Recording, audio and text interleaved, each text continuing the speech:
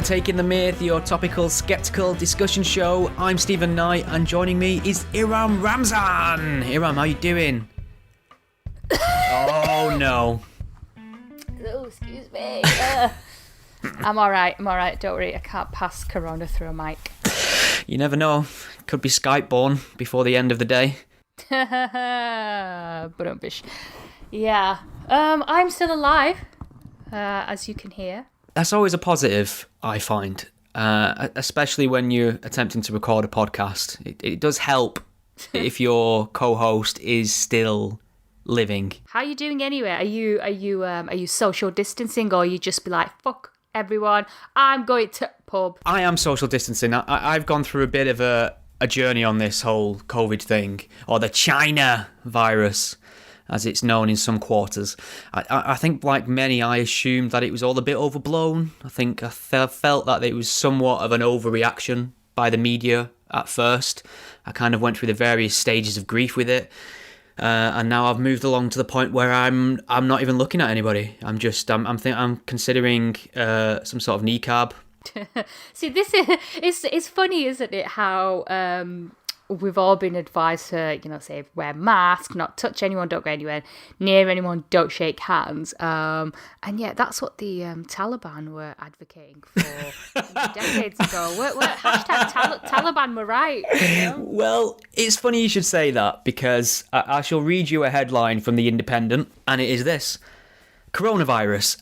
ISIS tells followers not to travel to Europe for attacks because of outbreak. That's lovely, isn't it? How socially conscious they are of their fellow brethren, That's really considerate, yeah. But then again, if your chief purpose is martyrdom, usually by explosive means, surely a little bit of the sniffles shouldn't deter you.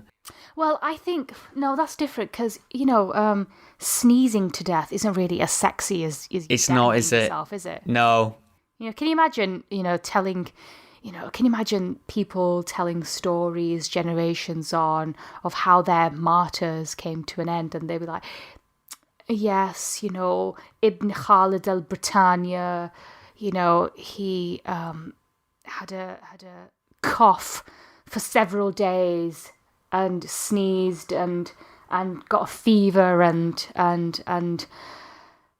by God's will, then he just died. And that's it. If you've got a heavy sneezing, there's also a risk of premature detonation. So, Oh, that's true. Can you imagine just shout, running into a supermarket before you can even shout Allahu Akbar? You're like, achoo! Yeah, it's more for life. Oh, I love it. I mean, we're 3 minutes in and we've already made light of Islamic terrorism and a deadly disease. I mean, if you can't laugh, what can you do? That's true. I mean, the thing is, I think everything is just so doom and gloom right now. Everyone's panicking. Everyone's miserable. We're all gonna, have to stay at home looking at the same people day in, day out. And then when we're finally going to be let out of isolation, divorce rates will probably, shoot, or, parents will have murdered their children. And siblings, so you might as well laugh during this time. What else can we do? It's a constant ongoing battle for me just to not get fat. But basically, being around food all day is not good for my general composition. So I've been trying to get my steps up in the house by moving around a lot. I've been lifting weights. I've been doing boxing on VR. Just to get back to that normal everyday amount of energy expenditure that I'd get leaving the house and going to the gym and things like that. So that's my only issue. I have become somewhat of a germaphobe now. I've become incredibly ultra sensitive and aware of how many people cough around me, and that's never bothered me before. That's never annoyed me, unless it's always annoyed me. Really? Well, it's always annoyed me when I've been out to some sort of talk, a lecture, a speaking engagement, and there's somebody with the loudest cough ever. And I'm like, they always choose that time to cough, don't yes. they? So that's always annoyed me because I think it's just disruptive. It's not about the germs. It's not about, passing on bacteria and whatnot. Now, I'm like, I'm walking past people with the back of my head to them just in case. I'm washing my hands 9 times a minute. They are red raw. So yeah, it's made us all go a little bit crazy. But one of the things I did want to mention, and I'm sure you would have noticed this too, is how much our news cycle dictates exactly what alarms us. And I'm not talking in some grand, overreaching media conspiracy, my media and the mainstream media kind of thing. But I'm sort of saying that what is chosen as important to be in our news cycle 24/7 is what really affects our psyche. And it just before this whole thing broke out, the news cycle was utterly obsessed with Brexit. And the narrative was, the sky was falling, this is urgent, we all need to do our best now, bad times ahead, we can't afford to take our eyes off this for a moment. And then something, a real problem comes along and Brexit's forgotten about. And things are ticking along as if it doesn't matter that Brexit's forgot about. So it just goes to show a lot of these things aren't real, tangible issues. They're just decided they're a real tangible issue by people in charge of signal boosting certain topics. Yeah, and I think that really doesn't help. I get that this is an important issue, don't get me wrong, but it's there's nothing else being talked about on the news, and so people can't really escape it unless you decide consciously to turn your TV off and not watch the news and not to read any newspapers online and stay off social media, because everyone wants to talk about it on social fucking media as well. They don't want to talk about anything else. So it's like a vicious cycle, really, isn't it? Is it sending us all a bit doolally, do you think? I'm not exempting myself from this. I'm someone who's highly engaged in social media, but I mean that's what I do. I produce content, so I almost have to be. But I'm constantly reading political magazines. I'm constantly checking the news. I have several news alerts set up on my mobile device. I don't think I go a day without finding out what's going on and checking social media. Is that driving us all mental, do you reckon? Yeah. So our advice, maybe just take just a day to unplug or delete the Twitter app. My phone's actually got a Zen function on it now where you can activate it for a customizable amount of time, and you cannot access anything on it apart from really? Even if you reboot your phone, it is completely locked. You can make emergency calls and you can take photos, so it's a camera, or you can make emergency calls. That's it. And what you'll find is when you do this, the world carries on ticking along, and when you check back in, you've not actually missed anything. So I think everyone could do with that in their lives every now and then, just taking a moment to unplug, having a walk around, become one with nature. Iram, grow your hair, get a beard. I'm trying to grow my hair. I mean, it has kind of grown. Well, you know what's funny is like I needed a haircut before this entire thing kicked off. And I'm not going to the barbers anytime soon, Iram. So maybe I'll make a weekly video blog on my luscious locks. I think this is the time where you can learn to cut your own hair. I mean, sure, it might be a disaster, but that's part of the fun, really, isn't it? Any young man who has been a victim of a working class North Manchester family has endured what can only be described as the bowl cut. And I'm not going back, Iram. I'm not going back. So we'll see. We shall see. So, I mean, one of the things. I mean, I don't really want to get into the science of the virus and the procedures and the strategies. I think I'm going to leave that to the experts. I'm not qualified to inform people on this kind of thing. I'm more interested in the discussion around it. And one of the things that has been really interesting to see to me, quite perplexing really, is the amount of grief Donald Trump's getting for describing this as the China virus rather than the coronavirus or COVID virus. And it's as if there isn't a topic on the planet that a left-wing media outlet will not find racism in, and they've done it here. I'm just wondering, what's your thought on this? I mean, obviously I think we both think Trump's an idiot, but does it matter that he's calling it the China virus? Well, I shouldn't be calling it the China virus, but he he unfortunately has a point when he's pointing out the Chinese government's part to play in all of this. I mean, they first of all didn't bother with strict animal welfare conditions and basic sanitation and hygiene, and that's how this virus started. And then when they first started hearing of cases that, they didn't really do anything, and then when people tried to warn the world that it was happening, they were immediately shut down and they weren't allowed to warn everyone what was happening. So if they'd allowed people to speak out, then we could have been a lot more vigilant and aware. That's a great point. Did you not see that the World Health Organization, there was that tweet they sent out, I think it might have been December, something about that, Chinese authorities have I don't know if confirmed the word, but they sort of, I suppose, claimed, there's no reason to believe this virus can pass from person to person. And that came at a time when they must have been 100% that this virus was passing from person to person. So I suppose the argument against China really is that if you'd been honest and upfront about the problem and not been stupid enough to feel you could just contain it and deal with it on your own, you could have give ample time for other nations to put contingency plans in place and prepared better. Why would you take the word of the Chinese authorities at face value, for fuck's sake? This is an authoritarian regime. If they're saying, there's nothing to worry about, doubt them. Yeah. You need to look into it. Okay, well, I suppose the last thing on this, because I don't think we don't want to both dedicate an entire hour to this virus, because I think a lot of people are getting to coronavirus fatigue, and I think they tune into a lot of stuff to get away from it.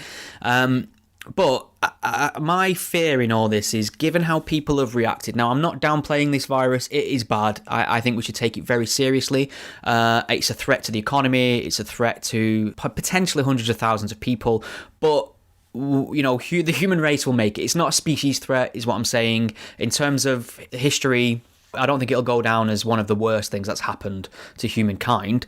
However, it got me thinking, are we as a species too stupid to survive a genuinely difficult threat, given how we've responded to one that is actually manageable? I'm not saying not playing it down, I'm not saying it's not bad, but we have clear instructions and solutions that can help mitigate this problem to the point where we shall be fine and save lives. But we are failing in every area to do basic, simple, easy things. And my fear is when something genuinely merciless comes along that doesn't allow us to take steps, I think we will see ourselves go the way of the dinosaurs. I think people just need to wash their fucking hands. Wash your hands. That's all they need to do. And this incident has just really brought home to me that most people don't really practice basic hygiene. I mean, I can't believe how many people have to be told to even wash their hands. I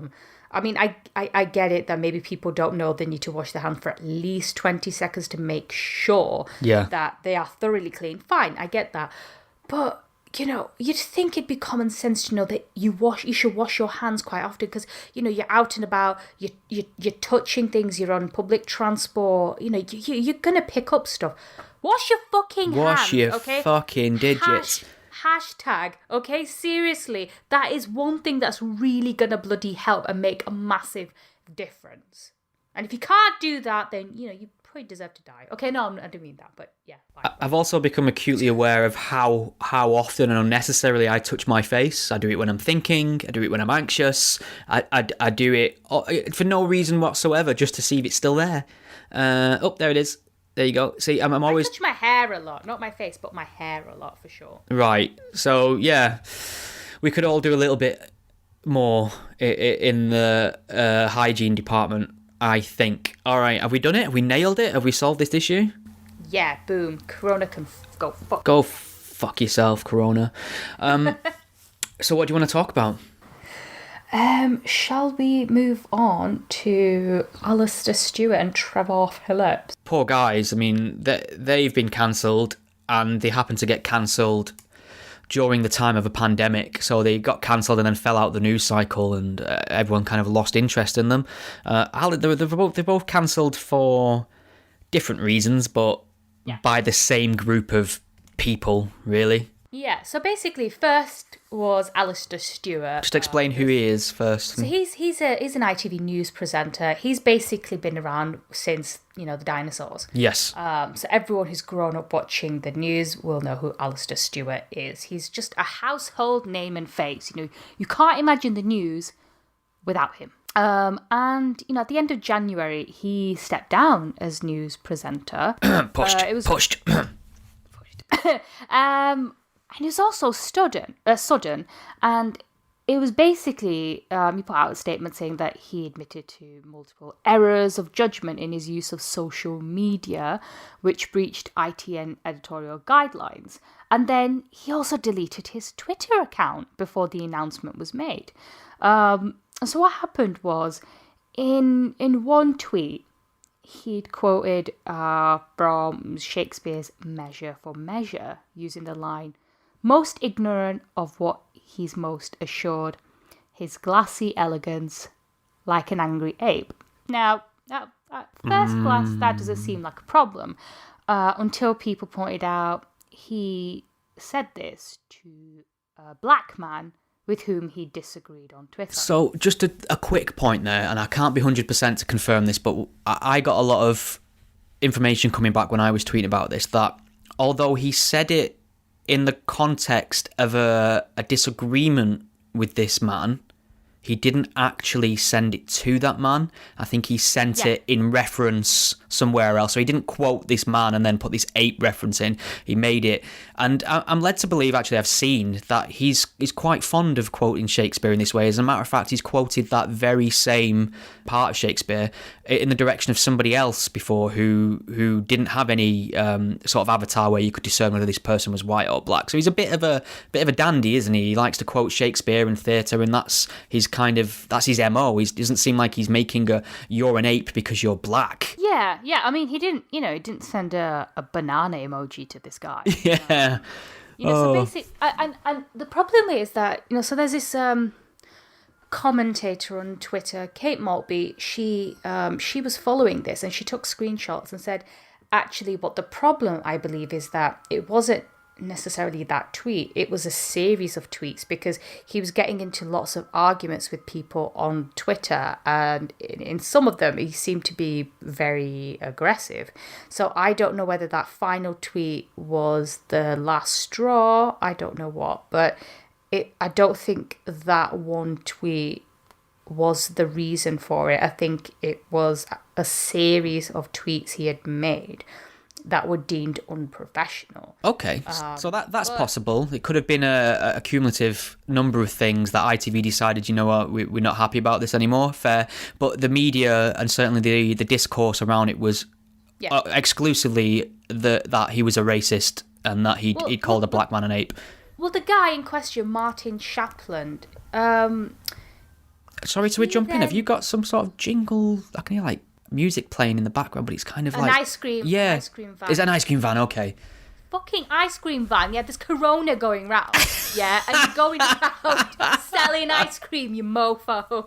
We're all gonna die because of this ice cream van. I'm telling you now. Oh my god. Got 99 problems. And coronavirus. Definitely. Yeah.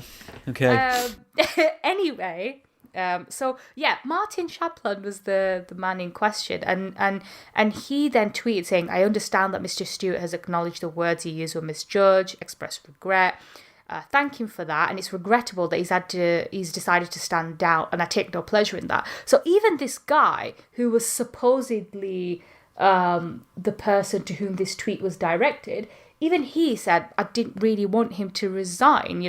Just an apology would have done, and that's it. He didn't need to step down or anything, and it's quite sad that that's happened. But we don't know what else was happening really behind the scenes. There could have been other stuff going on. Yeah, I mean, people were suggesting that he was coming to the end of his tenure anyway. I mean, he has been there for as long, like you said, as long as the dinosaurs. But what's annoying to me is this is in the grander image of things. It's another case of people not thinking is this racist?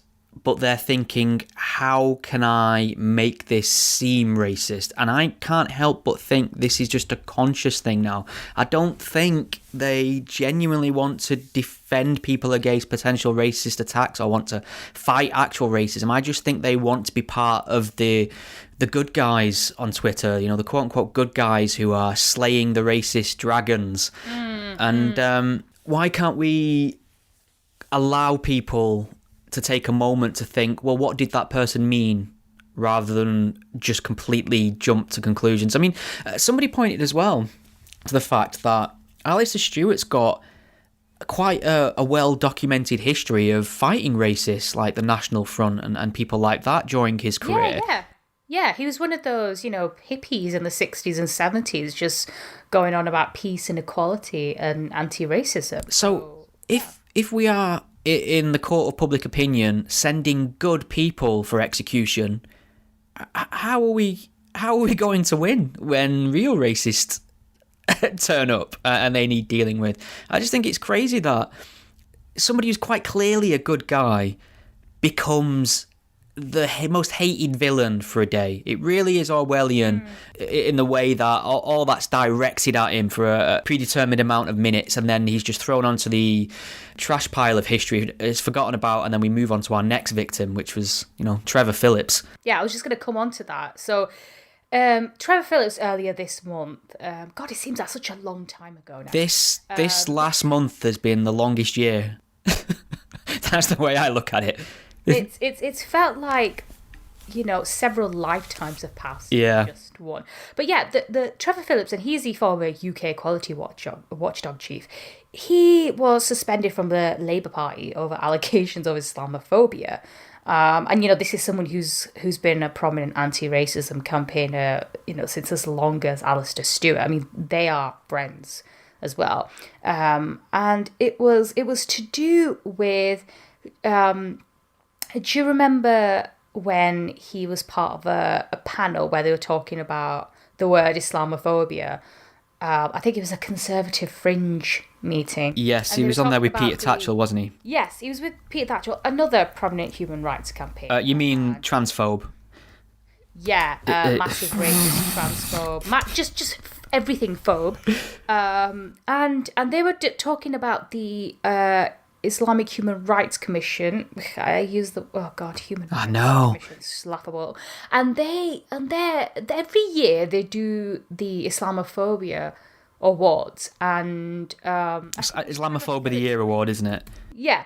And I think Trevor Phillips, am I right in thinking that he was a nominee on this bogus award? I'm not sure if he was a nominee. He might be right, but he kind of made a joke about how it'd be an honour to win it or be nominated. Yeah, because this is a group that, not long after journalists were murdered at the Charlie Hebdo magazine, this group, the IHRC, which is a Khomeiniist group, they put Charlie Hebdo on a list of potential winners for Islamophobia. I think they won. They did. They actually named them as Islamophobes of the year when they'd actually been murdered. It was worse than that. So they had an actual event. They're not pretend.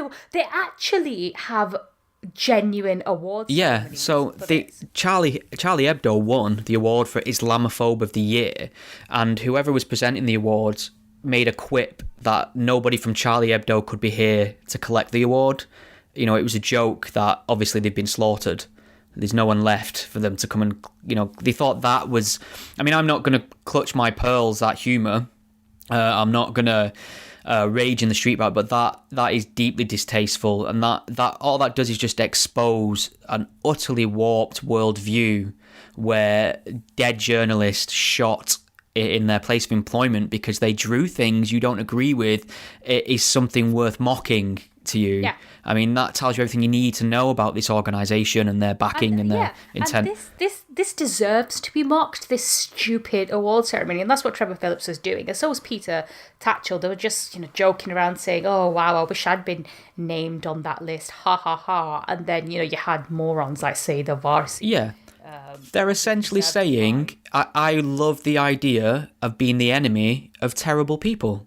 And shouldn't we all want to be the enemies of terrible people? Yeah. I mean, I don't. So Trevor Phillips was, kicked out of the party, and I don't know why he's even that sad about it, because he was one of, I think, about 20 odd public figures who wrote to The Guardian last year saying, they were going to refuse to vote for Labour because of his associations with anti-Semitism. Labour Party is a joke right now. I mean, they're arguing over trans rights and women's rights. Fuck me. And you've got the whole anti-Semitism thing. This party has lost God knows how many MPs and councillors from across the country. So I wouldn't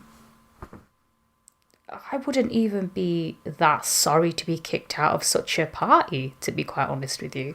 But I mean, it might be worth touching on this fixation with trans issues, and I'm going to make a clear distinction here. But it's annoying that I can speak as clearly as possible, but people with less than charitable and good faith viewpoints will twist what I say to try and insinuate that I'm transphobic, and I'm not. There's a difference between trans rights, which are human rights, the same as my rights as far as I'm concerned, and they should be guaranteed, versus trans issues, which are slightly esoteric, don't really matter to the overwhelming majority of the population. They're not a big deal for most of the nation. I understand if you're a trans person, they might mean everything to you, but then again, that's identity politics. So, I mean, here's the question, because I understand there's a certain aspect of virtue signalling in here. You want to be seen as the person who really cares about the trans. It's the big test of everyone's moral fibre for some reason right now. But why are they entertaining it? Why don't they realise that actually, despite how important it is to the trans community, or maybe not in some cases, because I don't see a lot of trans people running with it as far as a lot of non-trans people do.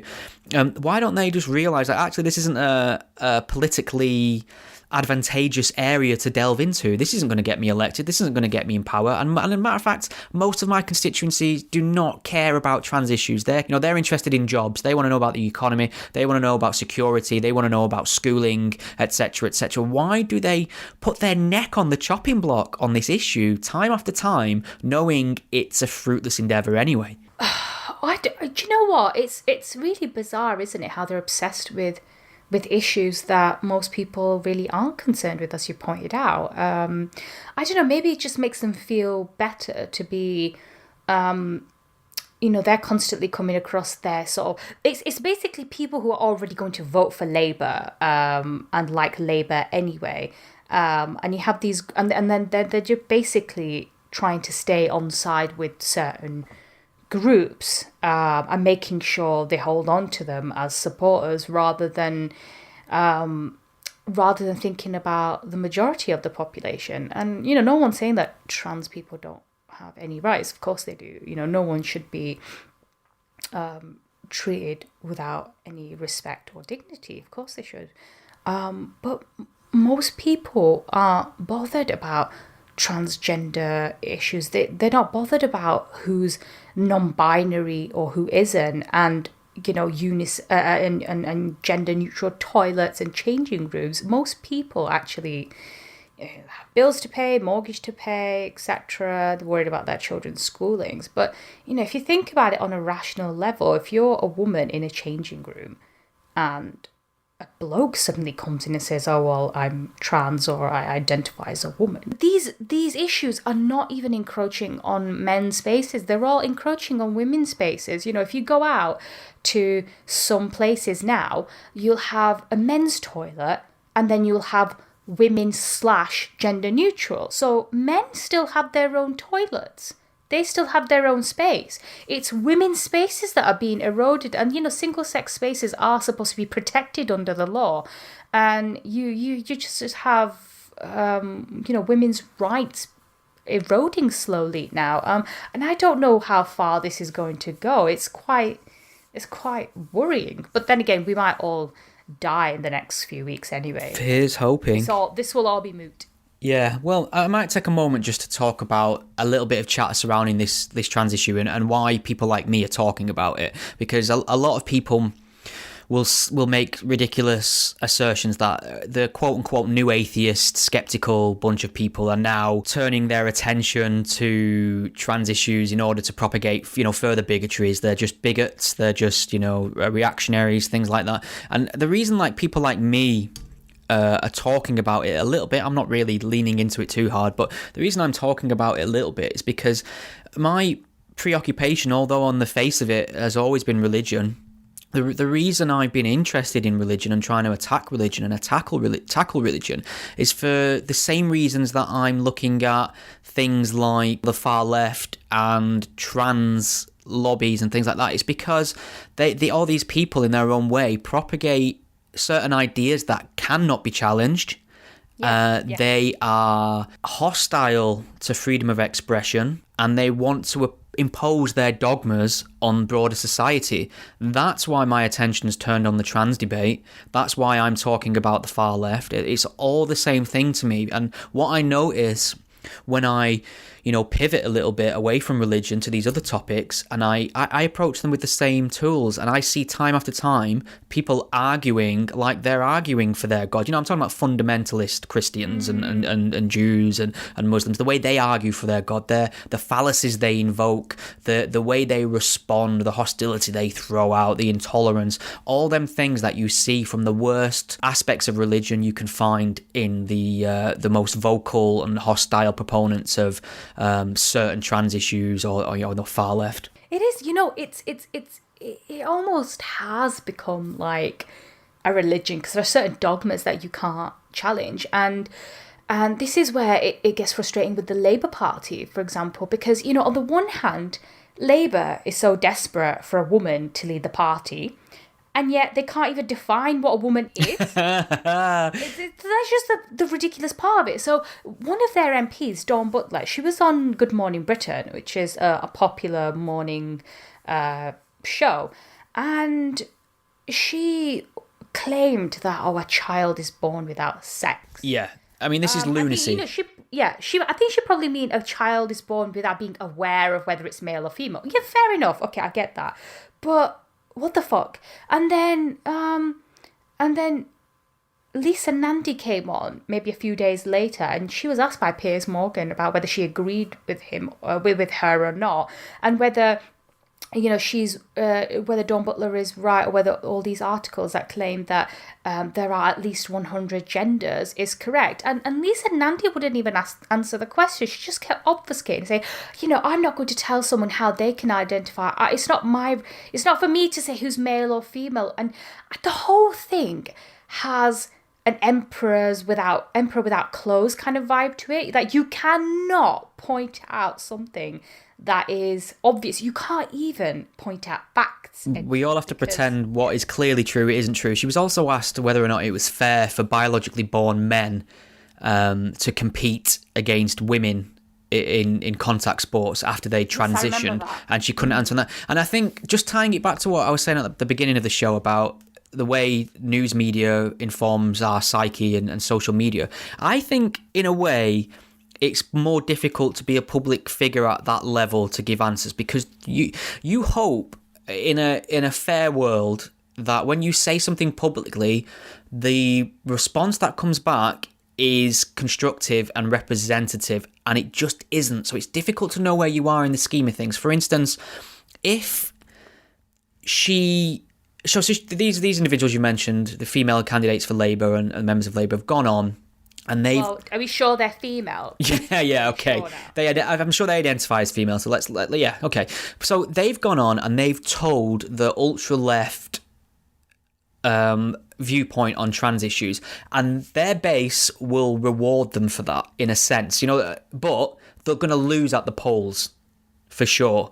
However, if they'd have gone on and said, no, I think it's ridiculous, the endless genders, and no, of course, a biologically born man should not compete against a biologically born woman in a contact sport, the media would have gone mental, wall-to-wall articles about them being transphobes, social media would have blew up, criticising them, calling them all sorts of bigots. However, in the mind of the average voter, they would have gone up a peg or two, and that would have... Yeah. So they're getting a false... No matter what they say, this huge cycle of social media outrage and endless op-eds and opinion pieces is giving public figures a false signal on where they are. And it must be difficult to sort of have that confidence and knowledge in your own viewpoints and faculties and logics to think, you know what, I'm just going to ignore all that noise and say exactly what I think is true. And it's especially hard when you're a politician and your job is, diplomacy and to win votes. It's to be popular. Yeah. I mean, in this case, it's more about staying on the right side of the Twitter article. Yes, that's the problem. Pandering. Or your own in-group rather than the ordinary person. And I think people need to bear in mind, social media is not real life. I mean, we've said it before, people were so shocked that Brexit happened, that Trump happened because, the 200 people I follow on Twitter absolutely hate Brexit, so that was never going to happen. You get a false image of what's actually happening when in the real world, no one really gives a shit. Yeah, I agree. Unplug, people, unplug. God damn it.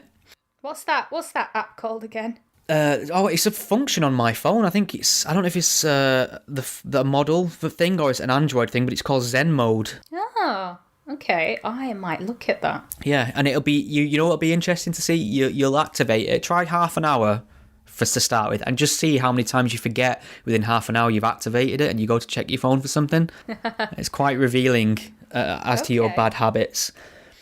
What I wanted to talk about a little bit. I don't know how long ago this was. This year's been 2 decades already. But we heard one morning, or news broke rather, that there'd been a stabbing in a London mosque. And the usual individuals ran with it as an example of anti-Muslim hatred, how the blowback narrative was in full fruition. And it turned out that the perpetrator was a regular of the mosque, i.e. a Muslim. And it was interesting to see how quickly that story was dropped from the news cycle, and how those who had been screaming about anti-Muslim bigotry and trying to whip up this hysteria that Muslims en masse are being, targeted in the UK.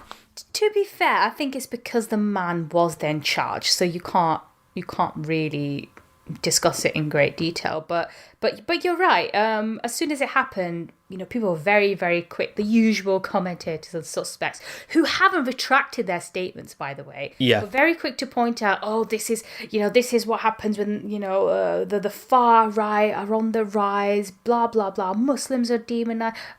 Oh, hang on, it was a Muslim.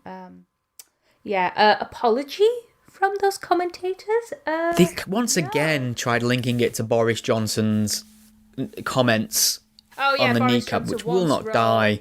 Yeah, he wrote an article, 2-3 years ago now, and somehow that's still inspiring some random nutter on the street, even though they probably wouldn't have read the piece, doubt any of them read the Telegraph, but there you go. There is nothing anyone can write that will make me take to the streets to attack an innocent Muslim or anyone. It's just not possible. There has to be something wrong with me. Something must have gone deeply wrong in my life for me to see an offhand joke by the Prime Minister and think it's somehow open season on Muslims. That strange link people are making is absurd, and it's by the same people who deny any possibility about the literal word of God inspiring people to commit terrorist acts. You can't have it both ways. You want to argue that an offhand joke from Boris Johnson about the appearance of burqas and whatnot is going to instigate anti-Muslim attacks, but you won't acknowledge that some really violent verses in the Quran might inspire Muslims to commit acts of terror. So, make your mind up. Who's more influential, Allah or Boris Johnson? What do you reckon? I think this is a very, very close one, actually. But the thing is, these are the same people who always say that we mustn't jump to conclusions and assume that it's a Muslim who's a terrorist, when something has happened. And, they're always going on about the fault of the media.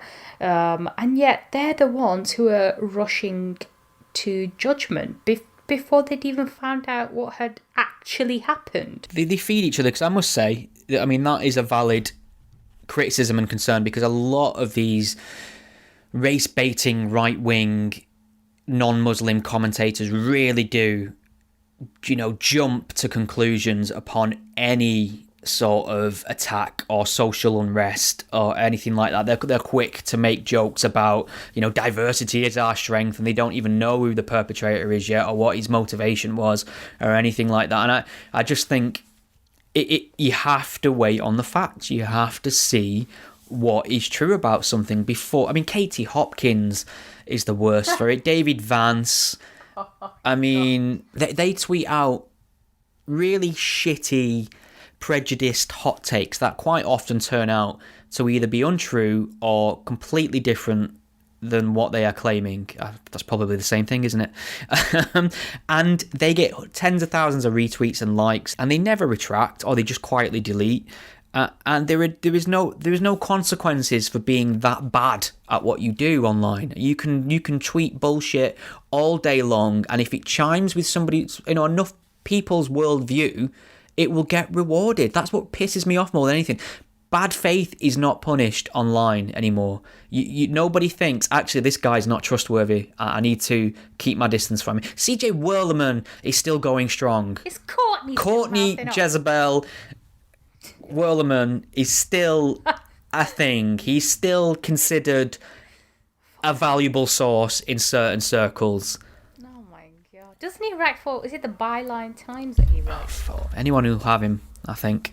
But, at least he's writing his own stuff nowadays. Well, what I found sort of interesting was how, we had this Regent Street attacker who probably did have mental health issues or something. I don't know. We don't know really what happened there, but I don't think it was classed as a terrorist attack anyway.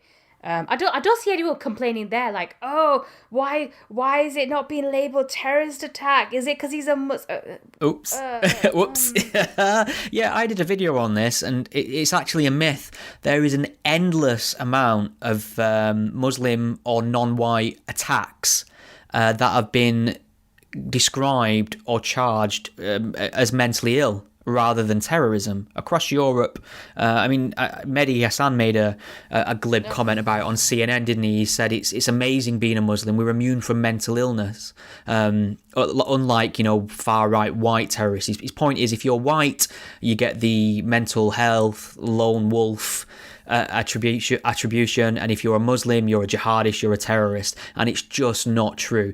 The facts are obtained, and the truth is revealed on these things in all instances. And it's funny because people on the far right, the Katie Hopkins, and I'm not sure far right's accurate, but the bad faith right, and people like her and David Vance, and they'll actually say the opposite. They'll claim there's a media conspiracy to designate Muslims as mentally ill so that we don't tarnish the reputation of Islam.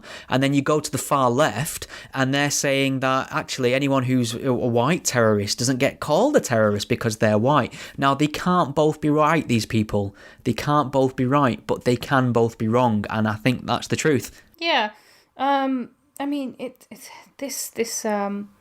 This attack happened, not long after the Streatham terror attack, and God, that also seems like it happened yonks ago as well. We had yet another terrorist attack. And it's strange, isn't it? Because I was thinking when I think just before it happened, I was thinking, it's because I was having a discussion about counter-terrorism and extremism, as you do with somebody. Sure. And I said, it's been a while since we've had a terrorist attack. Is terrorism going down now? Is Islamic extremism not as great a problem anymore? And then boom, we have Sudesh Aman. It's almost nice not to be talking about jihad for a change. Do you know what I mean?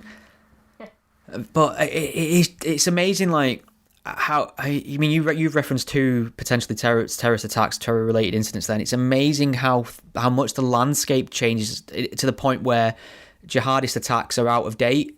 They fall out the news cycle. It's no longer topical to talk about them. Like, we didn't get to record a Taking the Myth last week, and I had a load of jihadist related news stories, and they almost seem irrelevant to this month now because things have moved on so quick in that world. And I don't know if it's a consequence of an increase in these kind of things or just the way the news cycle works now.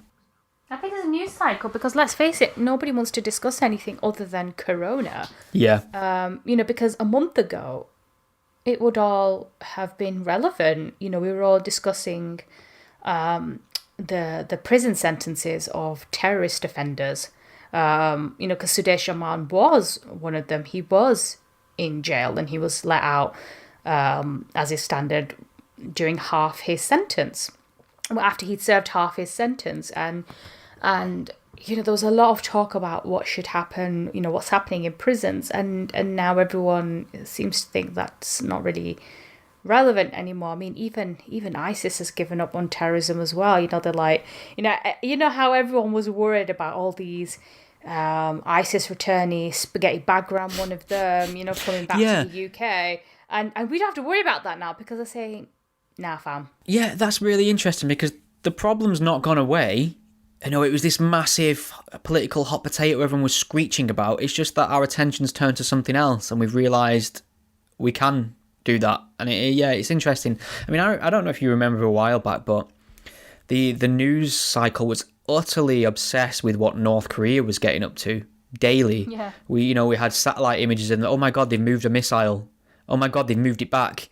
Oh my, they were utterly obsessed. There was this narrative that, there were headlines that, North Korea could hit US mainland, they could be ready to launch in a matter of days. And it was this ratcheting it up. And then ISIS came along and the new North Korea stories weren't as sexy anymore. And is anyone worried about North Korea at the moment? I don't think we are. But they're still there. They're still rattling the saber. They're still doing all the things they did before. They haven't gone away. It's just that our attention shifted. And I think people need to realise a lot of what we consider to be urgent issues aren't necessarily urgent issues. Someone on our behalf decides that they're urgent issues. I mean, I think fucking jihadis are still an urgent issue. Yeah. I mean, once everyone's out of quarantine, will they be letting off bombs again? Yeah, it's a fair point. Do you think we have time to talk about Laurence Fox? Yeah. I mean, I couldn't GAF about Laurence Fox, but yeah, we have time. You're not a fan? You're not a fan of Loza? I mean, he initially had my sympathy, when it all happened, because everyone just, as they usually do, they went hysterical. And I didn't even know who he was until he went on Question Time, and even then I still didn't know who he was. And this whole incident just made him more famous. And what annoyed me was the way he just kept going on and on and on social media about it. That just made me just get really annoyed at him, because like I said, I was initially sympathetic after he came on Question Time and made the comments that he did. So I understand. Yeah, I understand that. I mean, just long story short, Laurence Fox, actor, singer, he was on one of the UK's flagship political debate programs. He made the highly controversial and bigoted declaration that, Britain isn't that racist, it's one of the loveliest places to live. And people did not like that. A member of the audience spoke up and dismissed his opinion because he's a straight white male, to which there are audible groans in the audience, which was nice to hear. And Laurence Fox responded with saying, to dismiss, I'm going to paraphrase, obviously check it out yourself, but he said words to the effect of, to describe me that way, to dismiss me that way is actually racist. You are a racist to this woman. And these are sentiments that any right-thinking person, I don't mean right-leaning, I mean just mentally competent, would agree with. But obviously we have Twitter now, and we have the outrage machine, and everyone went for him. Everyone went for him. And what was endearing in the beginning to see from him was that instead of just apologising as most would and cowing and giving some mealy-mouthed explanation just to try and save his career, really, because that's what we're talking about here. These people want to destroy you. He came out swinging. He came out and doubled down in his views, which I found endearing. And then he since went on to make a few other comments which were not particularly well stated, which left him open for more attacks. And he's stepped away from Twitter. He's taken some time away. I think it's got a bit too much for him, and I can't blame him on that score. But what was interesting in the midst of all this was that Equity... Is that the Actors Union? Yes, the Actors Union came out and criticised him on behalf of their union, vis-a-vis all the actors in there. They spoke on behalf of all the actors of Equity, saying that his comments were unacceptable. I'll read what they said. So it was actually Equity's minority ethnic members had labelled Fox a disgrace to our industry. Now that is a very strong, unambiguous position to take towards someone who essentially said, I don't think Britain's that racist, it's a lovely place to live, and you shouldn't dismiss people based on gender and sex. These are typically... I know, these are typically strong, left-wing, anti-bigoted positions, really. This is what the left used to do before it lost its head. So that was mad to see, and what was nice to see a little bit was other members of Equity saying, actually, you don't speak on behalf of me. And a few of them remain neutral, said, I'm not saying anything on Laurence Fox's positions, but I don't like the idea of you, on my behalf, labelling other opinions as disgraceful, etc. So, several months later, Equity have apologised to Laurence Fox. Now, that's not a bad thing, is it? We're starting to see people putting their hand up to mistakes and saying, actually, that was a bad call. Months? I think it's been several months, hasn't it? They got several. I think it's 7. 7. I mean, this happened. When did this happen? Was it January? Was it January? January, yeah. So several months, and the apology came mid-March. And I mean, what's interesting here is I am a bit of a cynic with some of these apologies because it's taken them months to apologise. Now, I'm wondering if they've sincerely had a moment to reflect, or if the damage they've taken from their move is so great and the criticism they've received is so extensive that they felt like the smart move from a survival standpoint would be to issue an apology to him. It's worth noting as well that all members of the union's Race Equality Committee have resigned after Equity apologised to Laurence Fox. I don't know what you make of this. Ridiculous. It's just ridiculous, isn't it? You'd think there'd be bigger things to worry about, and of all things to resign over that, really? I just don't. I mean, if you're going to get treated the same for saying, I don't think there's that much racism, as someone who says, actually, I like a bit of racism. What's the point?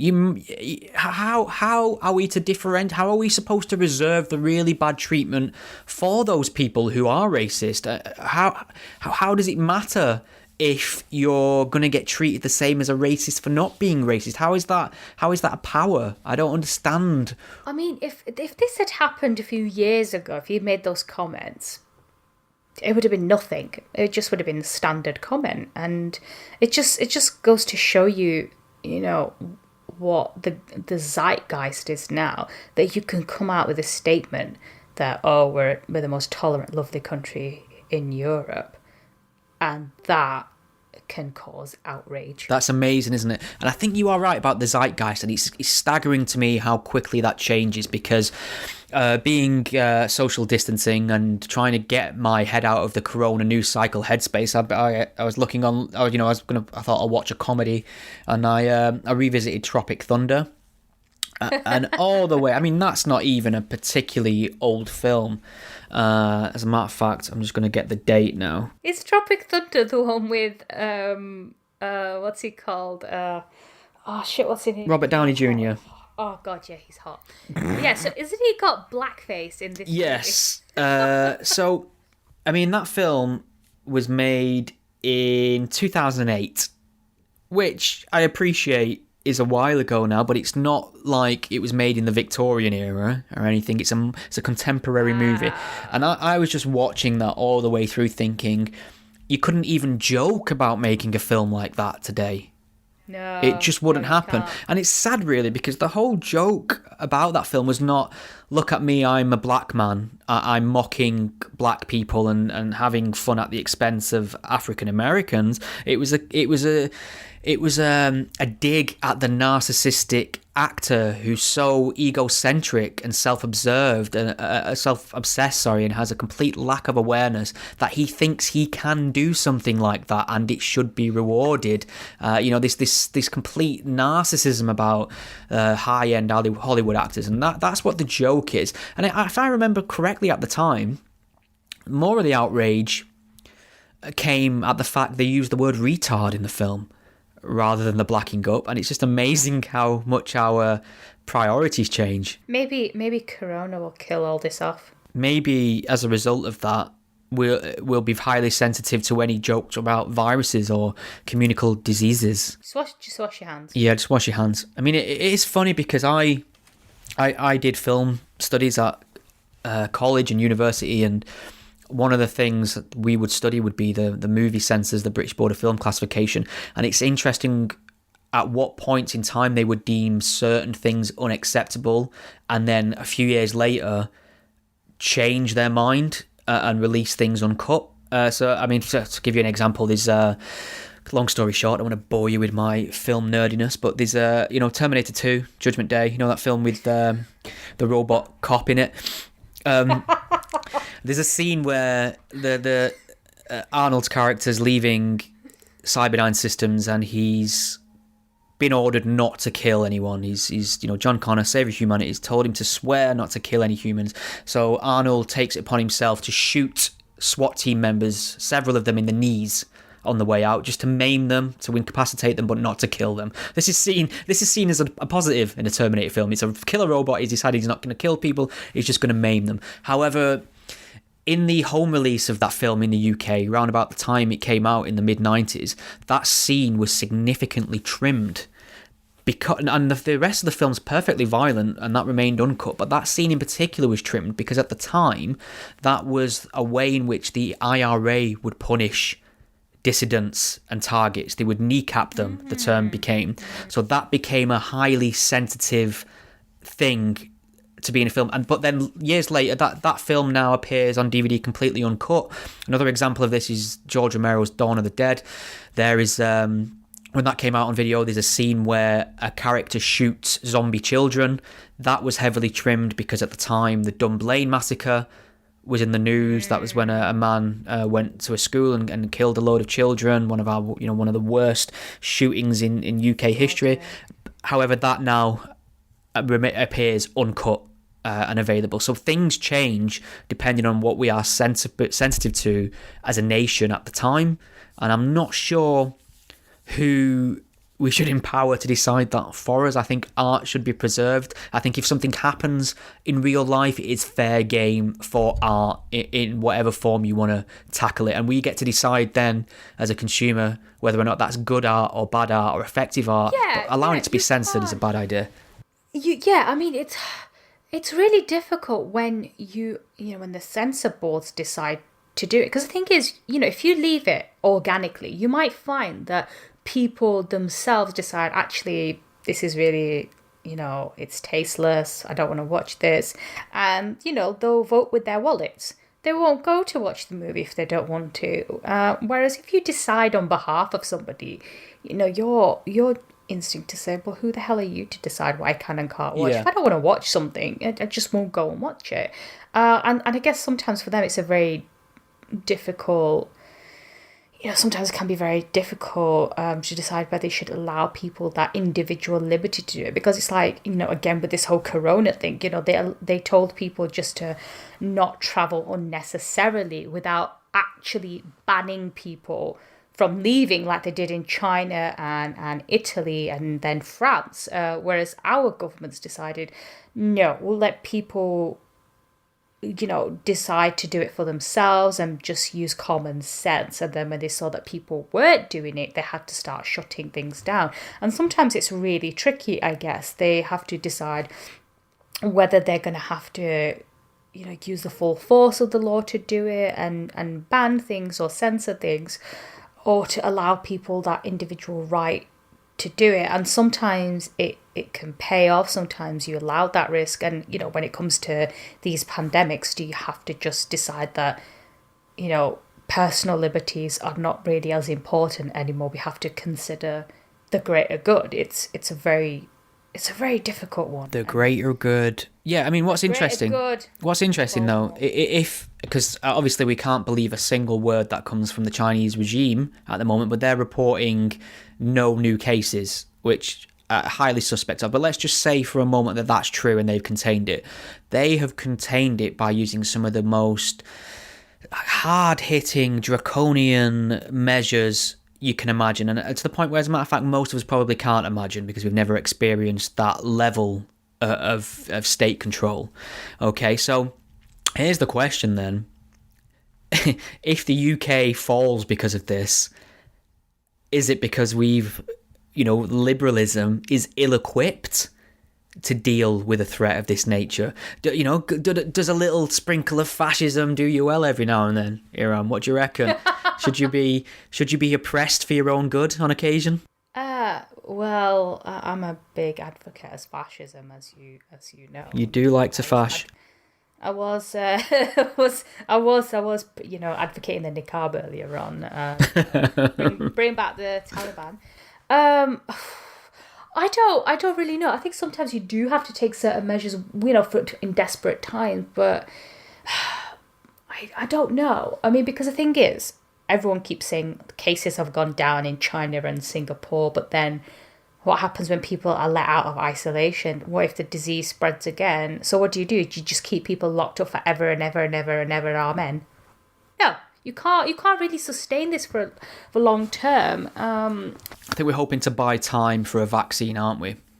I think that's the game plan at this point. We're not going to stop the spread. Yeah, I think if this is something that has to be done temporarily, fair enough. But I just worry if this continues for more than a few weeks or months, what's going to happen. In terms of the whole censor boards, I think when it comes to art, you shouldn't really censor unless there really is. I can't think of a really good example at the minute, but unless it is necessary, then I can't really see why you would need to censor something, because art is about creativity, and when you limit someone's creativity, you're not allowing their potential to come out. And you should. If people don't want to look at something, people don't want to watch something, then they don't have to. All right, well, I think I might throw it open to some audience questions. I'm assuming we've got a couple. Okay. Oh, at Sentientism has asked, why haven't you persuaded Iram to go vegan yet through the irresistible force of your logic? How is she holding out? As a matter of fact, you might struggle to get hold of meat products now with all the panic buying. What do you think? Next. Okay. Somebody's asked a lot of vegan questions. Fuck's sake. Okay. Someone going to suggest if we stop eating meat, then we wouldn't have corona and all these diseases. Well, they all do. I mean, they all do seem to start with animals: swine flu, avian flu. Also, I Smile at Dogs has asked, would cannibalism be permitted for a vegan in the event that we reach peak virus and all nuts and seeds are on reserve for the new underground civilization? To be honest, I'm going to eat meat if I can't get hold of anything else. I actually enjoy the taste of meat.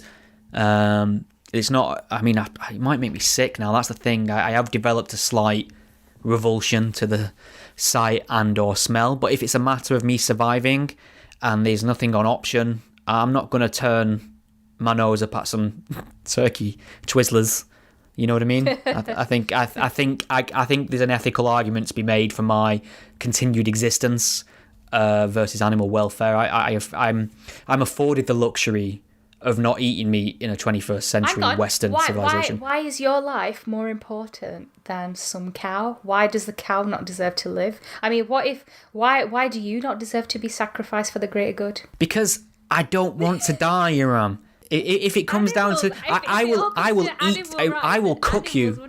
I will cook and eat you if it comes down to it. I will revert to cannibalistic caveman on the turn of a dime. I will start throwing my shit at the walls if Netflix goes down. That's how close to the edge I am of reverting to a caveman. You're vegan. I could knock you out before you even have time to look up. So I would have killed you by then. So don't even go there. Yeah, we're screwed. We're screwed, aren't we?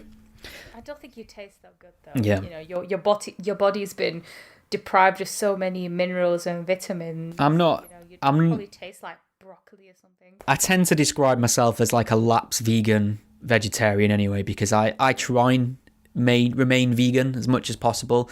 But when did you last eat meat then? Oh, not meat. No, I don't eat meat. I've never not eaten meat for about it must be 9 or 10 years. But I will.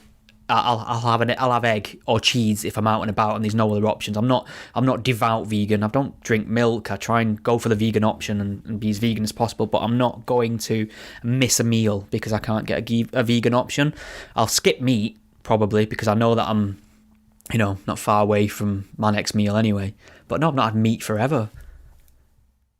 That I know of. What else? Oh my God, there's a lot of vegan questions. Okay, can we skip fucking vegan questions? Simon Evans has asked, is it time to put Owen Jones into quarantine? Yes. Just put him and Corbyn in together. Can bore each other to death. Should send them to Wuhan. Yeah. All right, so Zvonimir Bukalo has asked, Hollyoaks or Doctor Who? I don't watch either. Me neither. I do take pleasure in whenever someone says Doctor Who, I always correct them and say Doctor Whom. I find that funny. They don't. Yeah, a bit like. Okay, so Ben Allen has listed the order of topics he would like us to address. Number 1, virus. 2, virus. 3, Iram's hair. 4, virus. What's going on with your bonnet? I got it permed a few weeks ago. On purpose or just... Yeah, I know, it looks awesome. Have you not seen it? I did. Inspired. There was a lovely image. Yeah, I saw your picture. I have gone full on Medusa because I usually my hair sort of only got like a slight wave. It has no shape to it whatsoever. And I thought, because I'm always curling and waving it, I might as well just go the whole hog and get it done permanently so I don't have to worry about it. And oh my God, guess what? Curly hair really is a lot of hard fucking work. So it's not just a case of you wash, go, and boom, it's fine. No, there's a lot of care that goes into it. But I'm very, very happy with my Medusa locks. Excellent news. Okay, Chrissy Powers on Facebook has asked a couple of things. So first one, is the coronavirus a message from Mother Earth for humans to clean up our act when it comes to treating animals and the environment? A lot of animal welfare conscious questions today.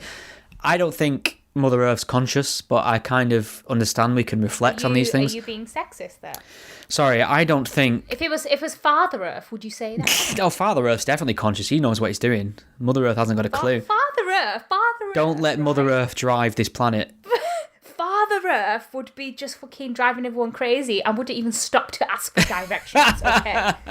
So I think it's an interesting question, that, because I was discussing this yesterday with my landlady, and we were looking at pictures around the world of all these cities that are usually full of traffic and people that have just gone completely quiet, and London's pollution levels have way down as well. So it might be a way of resetting the earth, go back to its factory settings. So reset to default. That's brilliant. Yeah. 2 quick things on that. I don't know if you've noticed the parody images that are doing the rounds of these things. So I've seen the Venice pictures and but people are putting pictures up of like idyllic beaches with palm trees and dolphins and saying, oh my God, look what's happened to Blackpool since people have started socially distancing. Someone posted a picture of dolphins purported to be swimming in Salford Keys the other day.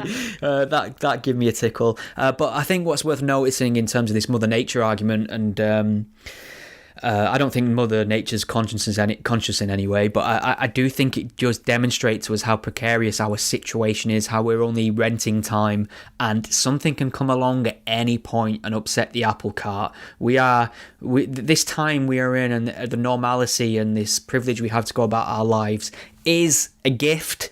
In that sense, we are very lucky, and it only takes a virus, a natural disaster, or some idiot to start a war to change life as we know it forever. I'm not saying that's what's going to happen with this virus, but it's certainly made people more aware of the possibility of things like that happening, which I don't think it's a bad thing to get a slap across the face every now and then. Maybe we'll come out the other side of this with a better sense of community, a focus on the more important things in life. Oh my God, I've turned into a fucking hippie, haven't I? Oh my God, well, you already were with your vegan blah blah. Yeah. So, yeah. God.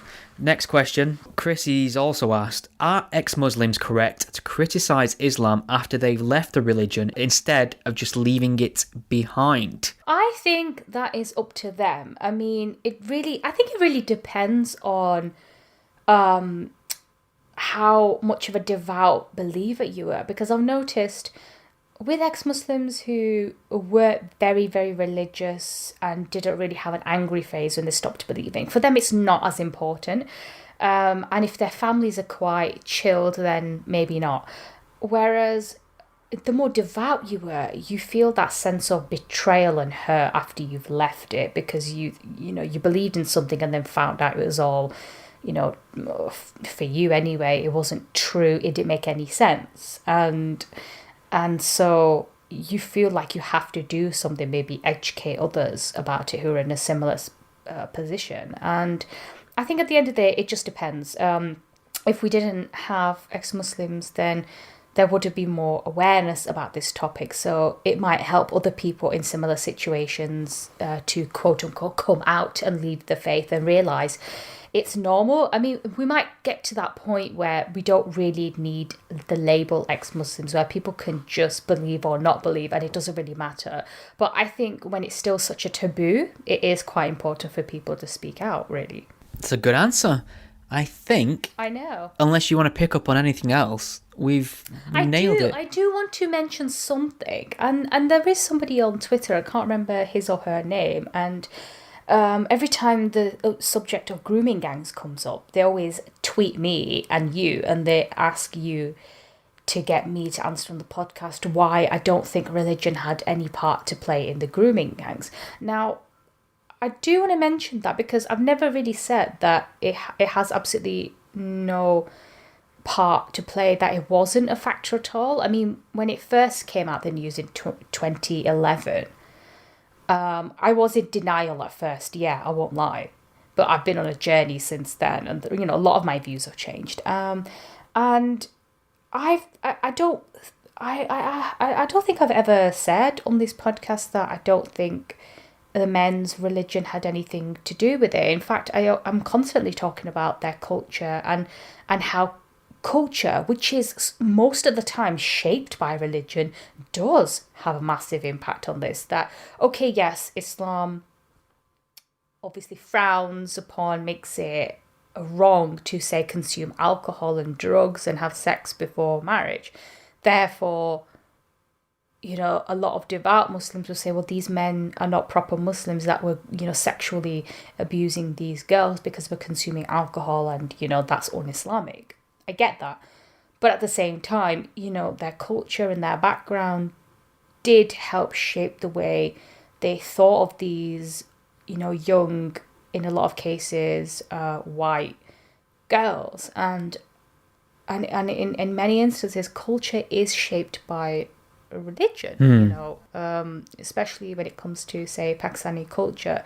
Everything that's done has to be within the confines of religion, and say attitudes from one sex to the other definitely counts. The whole gender segregation, you can't really interact with the opposite sex, that is cultural, and that is in part shaped by religion. So I've never really said that religion has nothing to do with this. I think the only time I disagree is when you get some absolute zealots or really hardcore far-right people who seem to think that it's like some sort of Muslim crusade against non-Muslims, and that's where I disagree. And I'm sure there were some men who did use religion as a justification. That Definitely. Ellen Hill, who was on the podcast once, who said, they would use religion to justify why they did what they did. So yeah, it definitely had a part to play in it. I'm just saying that it wasn't the only explanation. And also, you get these types of grooming gangs, as it were, and sex trafficking gangs all around the world, which are not always explained by religion. It's to do with their absolute fucking hatred of girls and women, and thinking that you can use certain girls as a commodity. I mean, it's a complex issue. I don't believe you've ever outright discounted the religious component, but it is a mixed bag, and people will often, like when I talk about Islamic terrorism, people will often accuse me of making it solely about Islam and not acknowledging anything else, and that's not true. I acknowledge the foreign policy component of it and the indoctrination aspect of it, and the manipulation of it, and other aspects of it, but I don't lean on them because they are covered to the exclusion of one of the most important links, which is Islam. A lot of people will completely discount the idea of Islam, and so that's why I focus on Islam, because it's not being acknowledged. I do think it is wrong just to say grooming gangs are a product of Islam. That doesn't make sense, and you've spoke about various other things. I think you mentioned the nighttime economy as well. Maybe that's where some people are getting a little bit against your viewpoint on it. Maybe they think that's not. I mean, I think what they'd say is things like, well, there's lots of non-Muslims who are part of the nighttime economy, and they're not forming mass grooming gangs around the country that we know of anyway. Yeah, and the other issue is that, where they talk about, it's only white girls and it's only Asian men, but don't forget, these are only the cases that we know of, and there are plenty. The Muslim Women's Network did research on this, and they did find that there were Asian girls, like Pakistani girls, who actually were being groomed by these men, but because of the whole honor and shame thing, and the taboo that it is to admit to being sexually abused, they didn't want to speak out. They didn't want to hold their hands up and say, I was also abused by some of these men. So there are so many victims that we don't know of. I mean, there was a report a couple of months ago from West Yorkshire that showed that actually girls from Roma backgrounds are also disproportionately at risk. Right, that's interesting. Well, maybe that's a whole topic for another episode. But Iram, I think we've nailed it for 1 month. We've survived the start of the corona epidemic. I don't know where we'll be in April. But hopefully we can catch up and release a Take in the Myth, and if need be, I can cut out all the coughing. That's not a problem. Yeah, that's if we're still alive. If we're still alive. But this has been a pleasure. So stay safe. Don't stockpile loo roll or pasta. If it helps, I've only just found loo roll after 2-3 weeks of looking for it. I've noticed. So I'm good. In my little North Manchester area of the planet, I've noticed the supermarkets have been absolutely ransacked. However, a shop that's local around the corner to me has barely been touched. And I think maybe at this time it might... I'm not saying go en masse and hammer your news agents and whatnot, but if you do need essentials, only get what you need, for one. Don't overbuy, but it might be worth supporting them little smaller businesses through this, because the supermarkets are going to be fine. It's the other smaller businesses that might struggle. But yeah, if everyone just buys what they need, there will be enough. And wash your damn hands. Wash your fucking hands, Jesus. Stop being such dirty fuckers and wash your hands. Wash your hands. On that note, take it easy. Thank you for listening to the Godless Spellchecker podcast. The podcast is a one-man operation, produced in my spare time away from my day job, and I love making it for you. If you enjoy what you hear, please consider lending some support. The show is entirely listener supported. I don't sell anything, I don't run ads, and given the alternative and unpopular focus of my content, it's very unlikely to find a sponsor. So there are a number of ways you can support and chip in and help improve the show and give me more time to produce more content. You can become a patron supporter and pledge a monetary amount per month or per episode by visiting patreon.com/gspellchecker. If you can't lend monetary support right now, don't worry, there's other ways you can help the podcast too.